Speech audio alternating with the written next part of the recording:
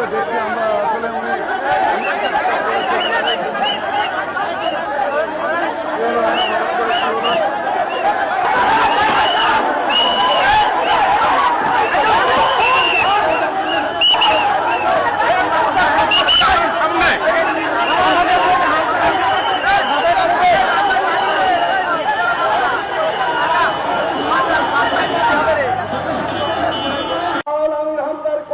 তৃপ্তিবোধ করত, আনন্দিত হতো, বাহাবা দিত, তার মাহফিল নেওয়ার জন্য মাসের পর মাস অপেক্ষা করত, সেই লোকগুলোই আমির হামদার বিরোধিতা শুরু করে। সাথীয় বন্ধুগণের কারণ কি আমাদের কাছে পরিষ্কার, কেবলমাত্র রাজনৈতিক কারণেই, আদর্শিক কারণেই আমির হামদার পিছনে লাগা হয়েছে।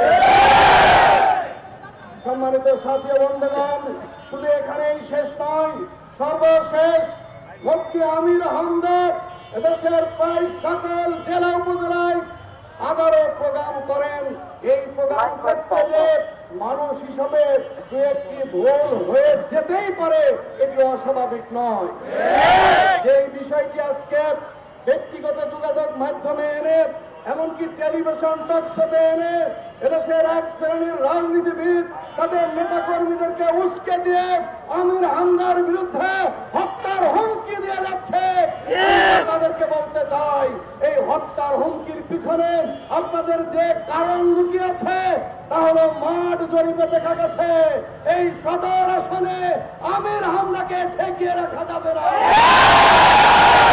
সেই পরাজয়ের অপমান সহ্য করতে পারবেন না বলেই আগে থেকে আমির হামদার বিরুদ্ধে নানা ধরনের ষড়যন্ত্র আপনারা শুরু করেছেন। এই ষড়যন্ত্রের শেষ, এখন তাকে হত্যা করতে হবে, দুনিয়ার বুক থেকে তাকে বিদায় করে দিতে হবে। এই জন্য প্রকাশ্যে তাকে হত্যার হুমকি দেওয়া হচ্ছে।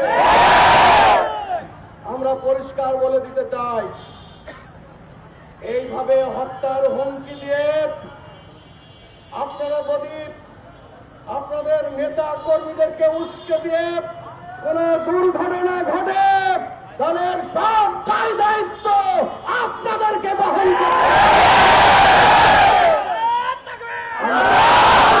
করতে চাই।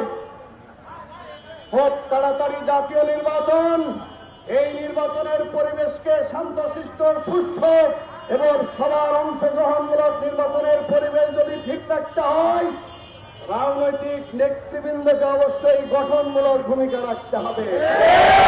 আমরা একটি দলের কুষ্টিয়া রাজনৈতিক নেতৃবৃন্দের উদ্দেশ্যে বলতে চাই, সম্মানিত ভাইরা, আপনারা প্রেস রিলিজ দিয়েছিলেন, আমির হামদাকে বলেছিলেন সে যেন দুঃখ প্রকাশ করে।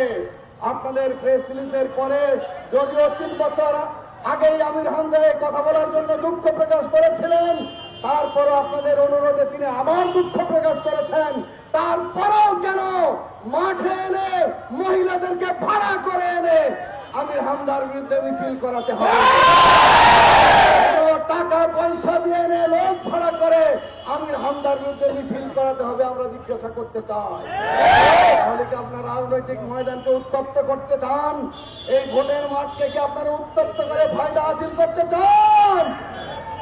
আপনাদের সে গুড়ে বালি মানুষ তা হতে দেবে না, জনগণ আপনাদের আশা পূরণ হতে দেবে না ইনশাআল্লাহ।